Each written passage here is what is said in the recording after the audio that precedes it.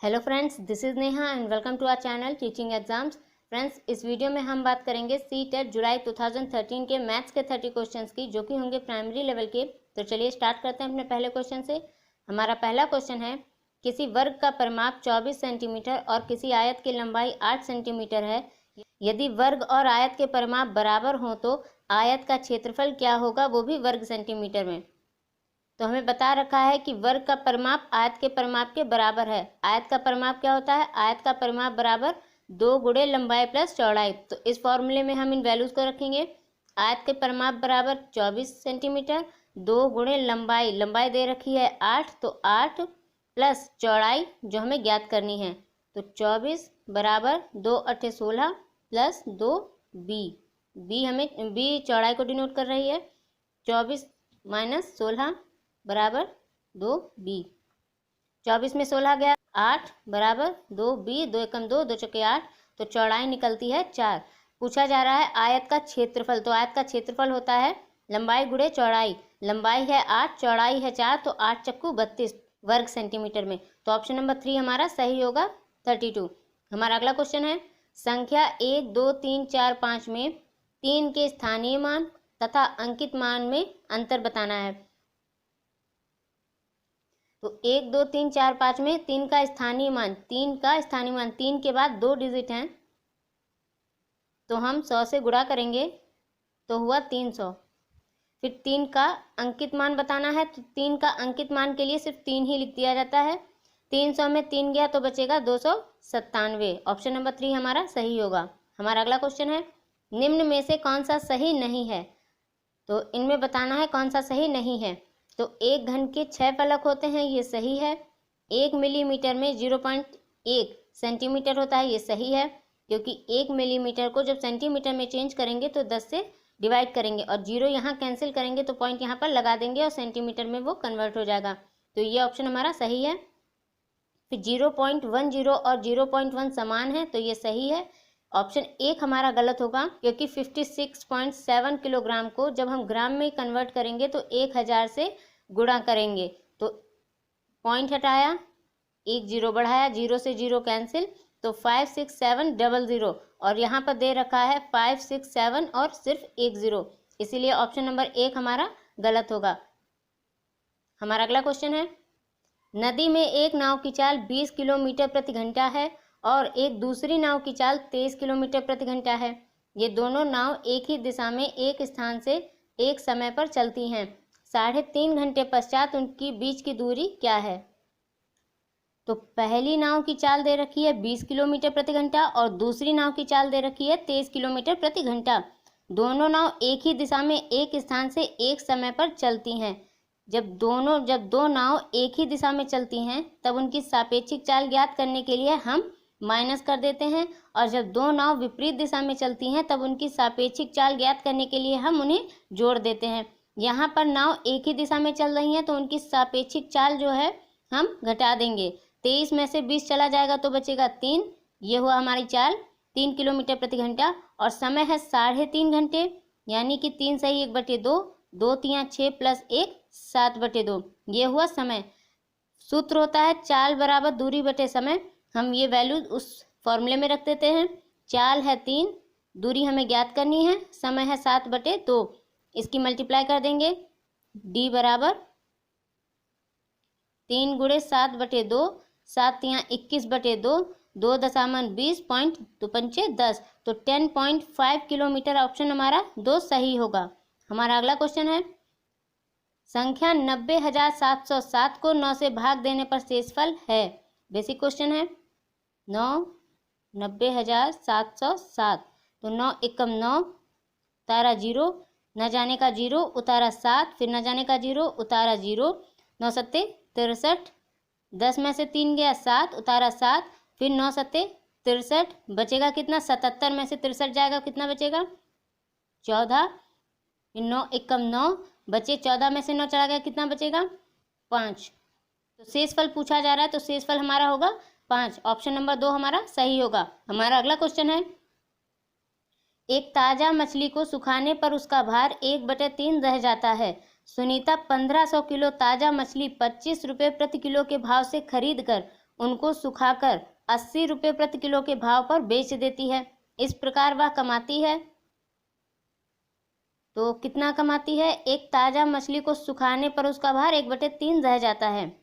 तो क्रय होता है खरीदना, विक्रय होता है बेचना।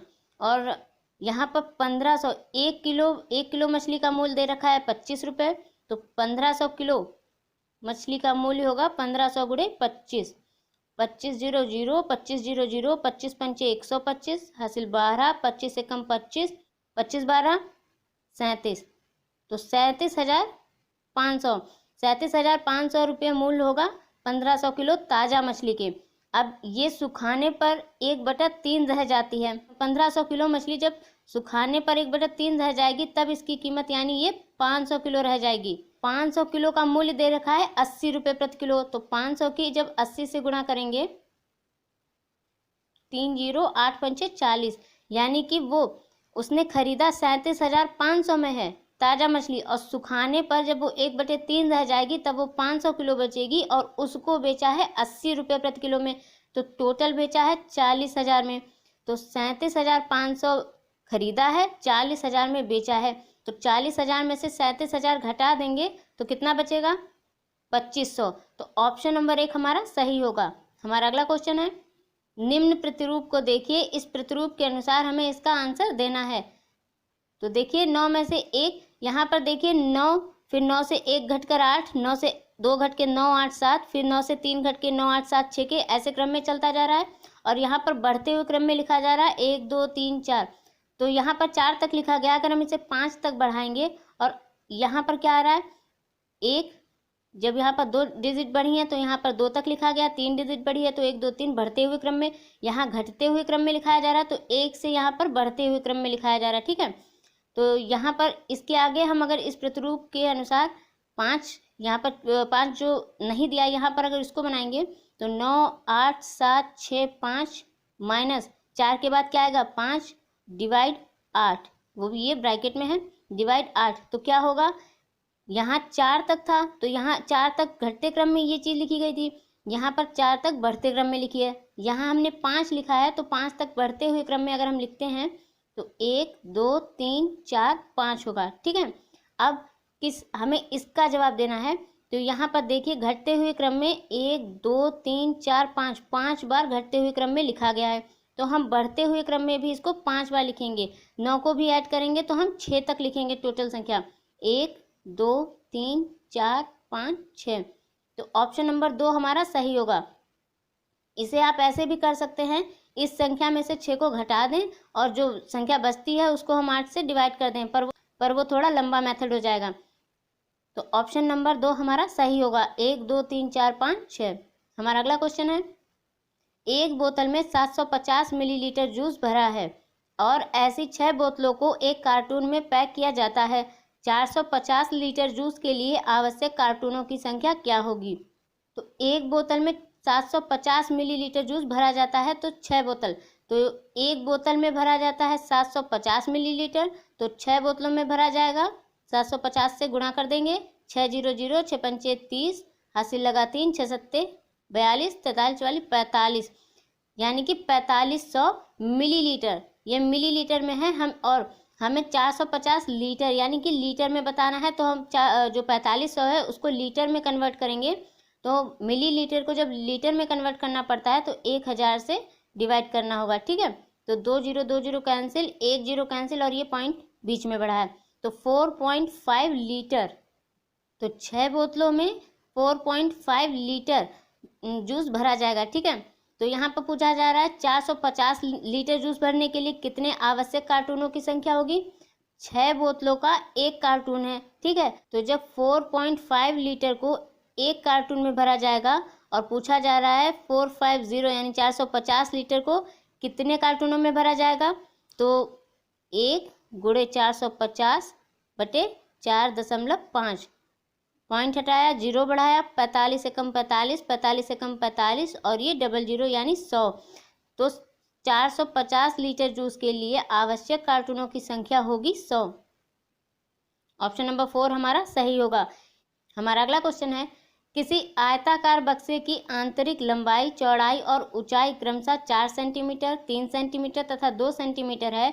8664 सेंटीमीटर घनों को पैक करने के लिए कितने बक्सों की आवश्यकता है।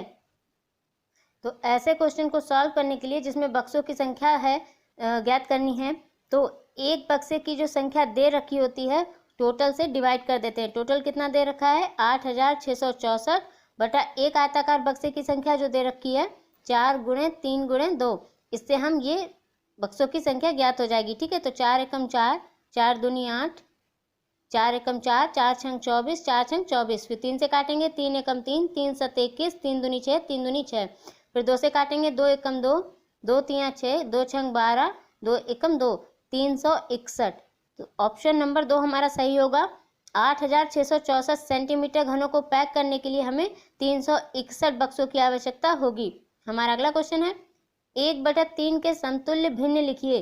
कक्षा 4 के शिक्षार्थियों से पूछा गया यह सवाल किसकी ओर संकेत करता है। नंबर 1, निम्न स्तरीय मांग कार्य, क्योंकि इसमें केवल प्रक्रमणकारी कौशलों की आवश्यकता होती है। नंबर 2, निम्न स्तरीय मांग कार्य, क्योंकि यह केवल रटने पर आधारित है। नंबर 3, उच्च स्तरीय मांग कार्य, क्योंकि यह संयोजन के साथ प्रक्रिया पर आधारित है। या फिर नंबर 4, उच्च स्तरीय मांग कार्य, क्योंकि संयोजन के बिना प्रक्रिया पर आधारित है। तो 1/3 के समतुल्य भिन्न लिखिए। कक्षा 4 के शिक्षार्थियों से पूछा गया यह सवाल किसकी ओर संकेत करता है। तो ऑप्शन नंबर 1 हमारा सही होगा, निम्न स्तरीय मांग कार्य, क्योंकि इसमें केवल प्रक्रमणकारी कौशलों की आवश्यकता होती है। यह रटने पर आधारित है, ये गलत होगा। यह उच्च स्तरीय मांग कार्य नहीं है, क्योंकि ये प्राइमरी लेवल का ही क्वेश्चन है। उच्च स्तरीय मांग कार्य ये भी गलत होगा। तो ऑप्शन 1 हमारा सही होगा। हमारा अगला क्वेश्चन है, प्रायः शिक्षार्थी दशमलव संख्याओं की तुलना में त्रुटि करते हैं। उदाहरण के लिए 0.50 0.5 से बड़ा है। इस त्रुटि का सर्वाधिक संभावित कारण हो सकता है। नंबर 1, कक्षा में इस प्रकार के सवालों का अभ्यास का अभाव। नंबर 2, संख्या रेखा पर दशमलव संख्या के निरूपण के मूर्त अनुभवों का अभाव। नंबर 3, शिक्षार्थियों द्वारा लापरवाही बरतना। या फिर नंबर 4, क्रमिक दशमलव में शून्य की सार्थकता से संबंधित भ्रांतिपूर्ण संकल्पना। तो जब शिक्षार्थी दशमलव संख्याओं की तुलना में त्रुटि करते हैं तो इस त्रुटि का सर्वाधिक संभावित कारण हो सकता है क्रमिक दशमलव में शून्य की सार्थकता से संबंधित भ्रांतिपूर्ण संकल्पना। ऑप्शन नंबर 4 हमारा सही होगा। हमारा अगला क्वेश्चन है, एक शिक्षक शिक्षार्थियों को दैनिक जीवन में गणित का अनुप्रयोग विषय के साथ गणितीय जंजल पत्रिका यानी तैयार करने के लिए बढ़ावा देता है। यह गतिविधि है। नंबर 1, शिक्षार्थियों की गणितीय संकल्पनाओं की परीक्षा करना। नंबर 2, अपने ज्ञान और समझ को साझा करने के लिए शिक्षार्थियों को अवसर उपलब्ध कराना। नंबर 3, गणित की समझ में शिक्षार्थियों की सहायता करना। या फिर नंबर 4, गणितीय संकल्पनाओं और उनके अनुप्रयोगों में संबंध बैठाने और अपने ज्ञान तथा विचारों को साझा करने में शिक्षार्थियों की सहायता करना। तो जब एक शिक्षक शिक्षार्थियों को दैनिक जीवन में गणित का अनुप्रयोग विषय के साथ गणितीय जंजल तैयार करने के लिए बढ़ावा देगा तो यह गतिविधि गणितीय संकल्पनाओं और उनके अनुप्रयोगों में संबंध बैठाने और अपने ज्ञान तथा विचारों को साझा करने में शिक्षार्थियों की सहायता करेगा।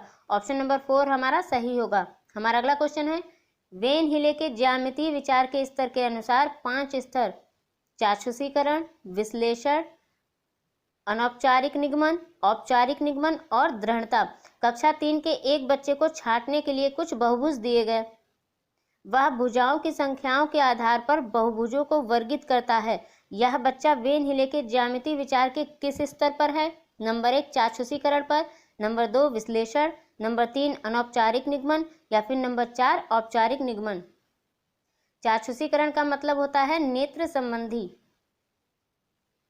जो कि ऑप्शन हमारा सही होगा। ऑप्शन 1, चाक्षुषीकरण। बच्चा वह भुजाओं की संख्याओं के आधार पर बहुभुजों को वर्गीकृत करता है तो वह चाक्षुषीकरण के स्तर पर है।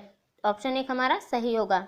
हमारा अगला क्वेश्चन है, एक बच्चा संख्याओं, संक्रियाओं और संकेतों, घड़ी के 2 कांटों, विभिन्न सिक्कों आदि में अंतर करने में कठिनाई प्रदर्शित करता है। इसका निहितार्थ है कि जो विशिष्ट बाधाएं उसको सीखने को प्रभावित कर रही हैं वे हैं। नंबर 1, कमजोर शाब्दिक, चाक्षुष श्रव्य और कार्यकारी स्मृति।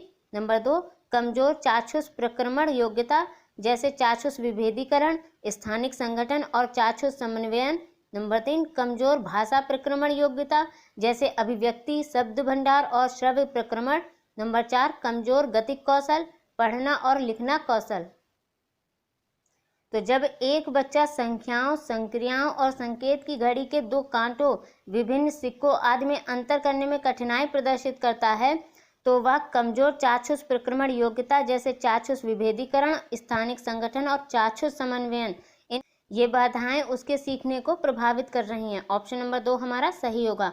हमारा अगला क्वेश्चन है, राष्ट्रीय पाठ्य चर्चा की रूपरेखा 2005 यानी एनसीएफ 2005 अधिगम के रचनावादी उपागम पर बल देती है क्योंकि वह किस पर केंद्रित है? नंबर 1 परिभाषाओं और सूत्रों को याद करने पर, नंबर 2 नियमित गृह कार्य जमा कराने पर, नंबर 3 गतिविधियों में शामिल करते हुए शिक्षार्थियों की सक्रिय भागीदारिता पर, या फिर नंबर 4 शिक्षक द्वारा प्रभावी व्याख्यान और अनुदेशन पर।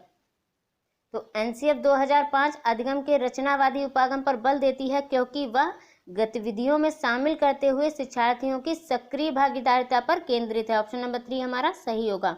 हमारा अगला क्वेश्चन है, निम्नलिखित बिंदुओं का प्रयोग करते हुए 15 को प्रदर्शित करने वाले संयोजित आरेख हैं। तो 15 अथवा अन्य किसी संख्या को प्रदर्शित करने के उपर्युक्त तरीके को किसकी संकल्पना पढ़ाने के लिए इस्तेमाल किया जा सकता है?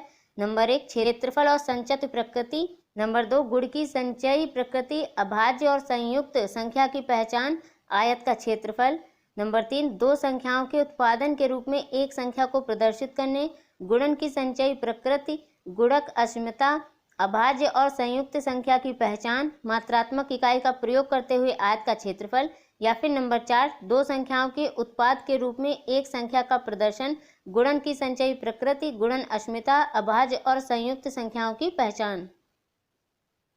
तो निम्नलिखित बिंदुओं का प्रयोग करते हुए 15 को प्रदर्शित करने वाले संयोजित आरेख हैं। तो 15 अथवा अन्य किसी संख्या को प्रदर्शित करने के लिए उपयुक्त तरीकों को किसकी संकल्पना पढ़ाने के लिए इस्तेमाल किया जा सकता है? तो क्षेत्रफल और संचयी प्रकृति की संकल्पना को पढ़ाने के लिए इस्तेमाल किया जा सकता है। ऑप्शन 1 हमारा सही होगा। हमारा अगला क्वेश्चन है, निम्नलिखित में से कौन सा मुक्त अंत वाला प्रश्न है? मुक्त अंत वाले प्रश्न क्या होते हैं? जिनके कई आंसर होते हैं। और बंद अंत वाला प्रश्न क्या होता है? जिसका एक निश्चित आंसर होता है। तो यहाँ पूछा जा रहा है मुक्त अंत वाला प्रश्न है, तो ऑप्शन नंबर 3 हमारा सही होगा। 2.7 से बड़ी कोई 4 संख्याएं लिखो। 2.7 से बड़ी कोई 4 संख्याएं, तो हम कोई भी 4 संख्याएं लिख सकते हैं, तो ये मुक्त अंत वाला प्रश्न होगा। इस क्रम को आरोही क्रम में लिखेंगे तो एक ही आरोही क्रम बनेगा ना, तो ये बंद अंत वाला प्रश्न हो गया। कौन सा बड़ा है? या तो 1/3 बड़ा होगा या तो 7/5 बड़ा होगा, तो जवाब तो एक ही देना होगा। तो ये भी बंद अंत वाला प्रश्न है। 2/7 से 7 ज़्यादा है तो ये भी एक बंद अंत वाला प्रश्न होगा। लेकिन 2.7 से बड़ी कोई 4 संख्याएं लिखो, तो हम कोई भी 4 संख्याएं लिख सकते हैं, इसके लिए हम स्वतंत्र हैं। तो यही होता है मुक्त अंत वाला प्रश्न। तो ऑप्शन नंबर 3 हमारा सही होगा।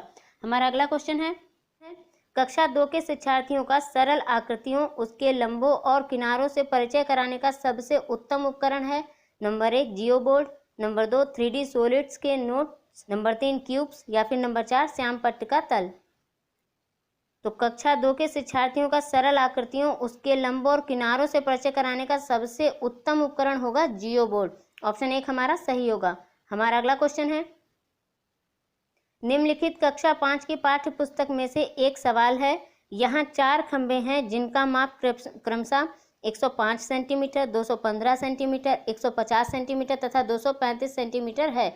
यदि उन्हें समान लंबाई के टुकड़ों में काटना है तो प्रत्येक टुकड़े की अधिकतम लंबाई क्या होगी? यह सवाल किसके लिए पूछा गया है?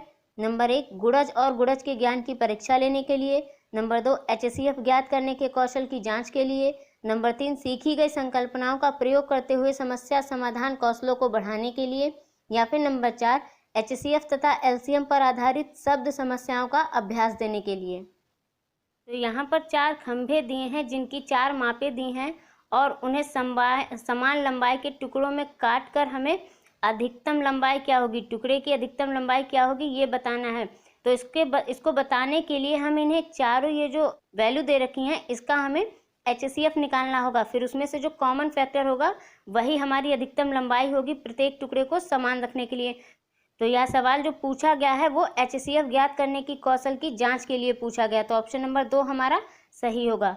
हमारा अगला क्वेश्चन है, निम्नलिखित कक्षा 3 की पाठ्य पुस्तक में से एक समस्या है। निम्नलिखित समस्या को हल करने के लिए कौन सी गणितीय संक्रिया का प्रयोग किया जाएगा। एक दूध वाला 10 दिन में 1410 लीटर दूध बेचता है, वह एक दिन में कितने लीटर दूध बेचता है। उपर्युक्त सवाल में ब्लूम के संज्ञानात्मक क्षेत्र की किस दक्षता की ओर संकेत है। नंबर 1 ज्ञान, नंबर 2 बोधन, नंबर 3 विश्लेषण या फिर नंबर 4 संश्लेषण। तो एक दूध वाला 10 दिन में 1410 लीटर दूध बेचता है और वह एक दिन में कितने लीटर दूध बेच सकता है। तो यह ब्लूम के संज्ञानात्मक क्षेत्र की विश्लेषण दक्षता की ओर संकेत करता है। ऑप्शन नंबर 3 हमारा सही होगा। हमारा अगला क्वेश्चन है, राशिद कक्षा 5 में पढ़ता है, वह विभिन्न प्रकार के त्रिभुजों को भिन्न श्रेणियों में वर्गीकृत कर सकता है, लेकिन त्रिभुज में 3 कोणों का योग 180 होता है। अमूर्त को समझने में उसे कठिनाई होती है। पियाजे के संज्ञानात्मक सिद्धांत के अनुसार राशिद किस चरण पर है। नंबर 1 मूर्त संक्रियात्मक अवस्था, नंबर 2 औपचारिक संक्रियात्मक अवस्था, नंबर 3 संवेदी गतिक अवस्था या फिर नंबर 4 पूर्व संक्रियात्मक अवस्था। तो राशिद कक्षा 5 में पढ़ता है, वह विभिन्न प्रकार के त्रिभुजों को भिन्न श्रेणियों में वर्गीकृत कर सकता है, लेकिन त्रिभुज में 3 कोणों का योग 180 होता है। अमूर्त को समझने में उसे कठिनाई होती है। तो पियाजे के संज्ञानात्मक सिद्धांत के अनुसार राशिद मूर्त संक्रियात्मक अवस्था पर है। ऑप्शन नंबर 1 हमारा सही होगा। पियाजे के संज्ञानात्मक सिद्धांत विकास की 4 अवस्थाएं होती हैं। पहली होती है संवेदी गतिक अवस्था, दूसरी होती है पूर्व संक्रियात्मक अवस्था, तीसरी होती है मूर्त संक्रियात्मक अवस्था और चौथी होती है औपचारिक संक्रियात्मक अवस्था। जो संवेदी गतिक अवस्था होती है वो 0 से 2 वर्ष की होती है। जो पूर्व संक्रियात्मक अवस्था होती है वो 2 से 7 वर्ष की होती है। जो मूर्त संक्रियात्मक अवस्था होती है वो 7 से 11 वर्ष की होती है और जो औपचारिक संक्रियात्मक यानी चरण चौथा होता है वो 11 वर्ष से ऊपर के बच्चों का होता है। तो यहाँ ऑप्शन नंबर 1 सही होगा, मूर्त संक्रियात्मक अवस्था। हमारा अगला क्वेश्चन है, राष्ट्रीय पाठ्यचर्या की रूपरेखा 2005 के अनुसार गणित की शिक्षा का मुख्य उद्देश्य बच्चे की गणितीकरण की क्षमताओं का विकास करना है। स्कूली गणित का सीमित लक्ष्य है लाभप्रद क्षमताओं का विकास। यहाँ गणितीकरण बच्चे की डैश क्षमताओं का विकास करने की ओर संकेत करता है। नंबर 1 वर्गमूल और घनमूल निकालने सहित सभी संख्या संक्रियाओं के प्रभावी निष्पादन की। नंबर 2 स्वतंत्र रूप से ज्यामितीय प्रमेयों का निरूपण और उनका सत्यापन करने की। नंबर 3 शब्द समस्याओं का रेखीय समीकरण में अनुदित करने की। या फिर नंबर 4 पूर्व धारणाओं को उनके तार्किक निष्कर्ष का अनुशीलन करने और अमूर्तन का संचालन करने के लिए गणितीय रूप से चिंतन और तर्क के बच्चे के संसाधनों का विकास करने। तो एनसीएफ 2005 के अनुसार गणित की शिक्षा का मुख्य उद्देश्य बच्चे की गणितीकरण की क्षमताओं का विकास करना है। स्कूली गणित का सीमित लक्ष्य है लाभप्रद क्षमताओं का विकास और यहाँ गणितीकरण बच्चे की किस क्षमताओं का विकास करने की ओर संकेत करता है। तो पूर्व धारणाओं को उनके तार्किक निष्कर्ष का अनुशीलन करने और अमूर्तन का संचालन करने के लिए गणितीय रूप से चिंतन और तर्क के बच्चे के संसाधनों का विकास करने। ऑप्शन नंबर 4 हमारा सही होगा। हमारा अगला क्वेश्चन है, एक अच्छी पाठ्य पुस्तक की विशिष्टताएं हैं। नंबर 1 उनमें कठोर अभ्यास देने के लिए बहुत सारे अभ्यास हैं। नंबर 2 स्थितियों के माध्यम से सभी संकल्पनाओं का परिचय दिया जा सकता है। नंबर 3 केवल हल किए गए अभ्यास ही शामिल किए गए हैं। या फिर नंबर 4 उन्हें मोटी व भारी होना आवश्यक है। तो एक अच्छी पाठ्य पुस्तक की विशिष्टता होती है स्थितियों के माध्यम से सभी संकल्पनाओं का परिचय दिया जाना चाहिए। ऑप्शन नंबर 2 हमारा सही होगा। हमारा अगला क्वेश्चन है, राष्ट्रीय पाठ्यचर्या की रूपरेखा 2005 किस पर बल देती है। नंबर 1 गणित में सफलता प्रत्येक बच्चे के लिए आवश्यक है। नंबर 2 शिक्षार्थियों की तार्किक गणितीय योग्यता के लिए पहले उनकी परीक्षा होनी चाहिए। नंबर 3 निम्न उपलब्धिकर्ताओं के लिए गणित पाठ्यचर्या अलग होगी। नंबर 4 गणित चयनित शिक्षार्थियों को पढ़ाया जाएगा। तो एनसीएफ 2005 बल देती है कि गणित में सफलता प्रत्येक बच्चे के लिए आवश्यक है। तो ऑप्शन 1 हमारा सही होगा। हमारा अगला क्वेश्चन है, 5, 10 और 35 के सबसे छोटी सार्वगुणज और सबसे बड़े सार्वगुणनखंड का अंतर क्या है। तो सबसे छोटी सार्वगुणज यानी एलसीएम और सबसे बड़े सार्वगुणज यानी कि एचसीएफ, इनका अंतर पूछा गया है। तो 5, 10 और 35 इनमें जो कॉमन फैक्टर होगा वो 5 होगा, जो कि हमारा एचसीएफ होगा। कॉमन फैक्टर 5 यानी एचसीएफ और एलसीएम निकालना है। तो 5, 10, 35 एलसीएम निकालते हैं। 5 एकम 5, 5 दूनी 10, 5 सत्ते 35। तो 5 दूनी 10 सत्ते 70। तो 70 हुआ हमारा एलसीएम HCF हुआ 5, क्योंकि ये 5, 10 और 35 तीनों संख्याएं 5 से कट जाती हैं, तो 5 हुआ HCF। और हमें क्या बताना है, इनका अंतर। तो 70 में से 5 चला गया तो बचेगा कितना, 65। तो ऑप्शन नंबर 3 हमारा सही होगा। हमारा अगला क्वेश्चन है, संख्या 105 के गुणनखंडों की संख्या है। तो संख्या 105 के गुणनखंडों की संख्या निकालनी है। तो पहले 105 को 105 पहले तो 1 से ही चला जाएगा, ठीक है। तो एक संख्या 1 हुई, और 105 से भी 105 कट सकता है, तो एक संख्या 105 भी हुई, ठीक है। अब 105 बटे 1 से कट गया, 2 से नहीं कटेगा, 3 से कट जाएगा, 3 एकम 3, 3 तिया 9, 3 पचे 15। तो एक गुणनखंड संख्या हुई 3, क्योंकि ये 3 से कट रहा है, और ये 35 से भी कट जाएगा, तो दूसरी संख्या हो गई हमारी 35। अब 105 4 से नहीं कटेगा, 5 से कट जाएगा, 5 एकम 5, 5 दूनी 10 और 5 एकम 5। तो एक संख्या, एक गुणनखंड संख्या इसकी 5 भी होगी, और जिससे जो कट रही है, जैसे 5 दूनी 10, 5 एकम 5 21 है, तो 21 से भी ये 105 कटेगा, तो एक गुणनखंड संख्या हमारी 21 भी हुई। फिर 6 से नहीं कटेगा, 7 से कट जाएगा, 7 एकम 7, 7 एकम 7, 7 पचे 35, यानी एक गुणनखंड संख्या 7 भी हुई, और एक गुणनखंड संख्या हमारी 15 भी हुई। अब 8 से नहीं कटेगा, 9 से कटेगा क्या, नहीं कटेगा, 10 से भी नहीं कटेगा। तो देखते हैं कितनी गुणनखंड संख्या होंगी, 1 2 3 4 5 6 7 8। तो एक संख्या 105 के गुणनखंडों की संख्या होगी 8। ऑप्शन नंबर 4 हमारा सही होगा। हमारा अगला क्वेश्चन है, यदि समय अब 2:17 शाम का है, तो अब से ठीक 11 घंटे और 59 मिनट के पश्चात क्या समय होगा। तो 2:17 शाम का है, और हमें 11 घंटे 59 मिनट के बाद का समय बताना है। तो 2 घंटे 17 मिनट में हम 11 घंटे 59 मिनट जोड़ देंगे। तो 11 12 और 13 मिनट, ये 13 घंटे हो गए, और ये 9 और 1 10 6 16 हासिल 1 5 2 7, यानी 13 घंटे 76 मिनट। तो 76 मिनट में अगर हम 60 मिनट निकाल लें, तो 60 मिनट होगा 1 घंटे के बराबर। तो 1 घंटा हम इस 13 में जोड़ देते हैं, तो ये हो गया 14 घंटे। 76 में हमने 60 मिनट निकाल लिए हैं, तो बचेगा कितना, 16 मिनट। तो 14 घंटे 16 मिनट, इसको हम लिख सकते हैं 2 घंटे 16 मिनट, ठीक है। और हमें 2 घंटे 17 मिनट शाम से जब 11 घंटे 59 मिनट के बाद का समय बताएंगे, तो वो सुबह का समय होगा, तो ये होगा AM में, 2 घंटे 16 मिनट AM। तो ऑप्शन 3 हमारा सही होगा। हमारा अगला क्वेश्चन है, 3.5 समकोणों में डिग्रियों की संख्या है। तो 3.5 समकोण, एक समकोण यानी 90 डिग्री, और 3.5 पूछा जा रहा है, यानी 3 सही 1/2। तो 2 तिया 6 प्लस और 1 7/2। अब इसमें समकोणों की डिग्रियां बतानी है, तो इसको हम 90 से गुणा कर देंगे, 2 एकम 2, 2 चौके 8, 2 पंचे 10, 7 की 45 से गुणा करेंगे, 7 पचे 35 हासिल 3, 7 चक्कू 28 और 3 31, तो 315। ऑप्शन नंबर 4 हमारा सही होगा। हमारा अगला क्वेश्चन है, 11 इकाइयाँ प्लस 11 दहाइयाँ प्लस 11 सैकड़े किसके बराबर हैं। तो 11 इकाइयों के लिए 11 गुणे 1 प्लस 11 दहाइयाँ, तो 11 गुणे 10 प्लस 11 सैकड़े, तो 11 गुणे 100 से। तो इसको जोड़ लेंगे, तो पहले यहाँ से जोड़ते हैं 1100, फिर ये 110 और ये 11, तो ये 11। तो एक इसका हुआ, 2 यहाँ पर जोड़े, 2 ये जोड़े और 1 ये, तो 1221। ऑप्शन नंबर 2 हमारा सही होगा। हमारा अगला क्वेश्चन है, और हमारा आज का लास्ट क्वेश्चन है, 509 और 3028 का योग है। 509 और 3028 यानी 3028, इसका योग पूछा जा रहा है। 8 8 16 और 1 17 का 7 हासिल 1, तो 2 और 1 3, ये 5 और ये 3, तो 3537। ऑप्शन नंबर 1 हमारा सही होगा। तो ये थे 30 क्वेश्चंस मैथ्स के।